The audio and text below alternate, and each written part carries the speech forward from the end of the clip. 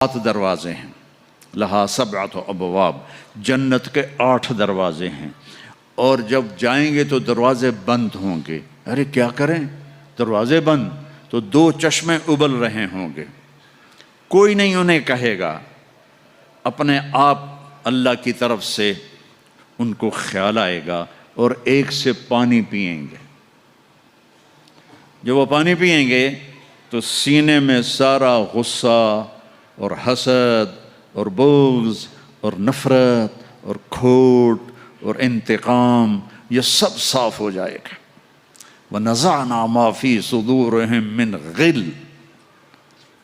اب یہ پانی نیچے جائے گا معدے میں تو پاخانہ ختم، پیشاب ختم، تھوک ختم، بلغم ختم، بیماری ختم، بڑھاپا ختم، ہر گندگی ختم ہو جائے گی۔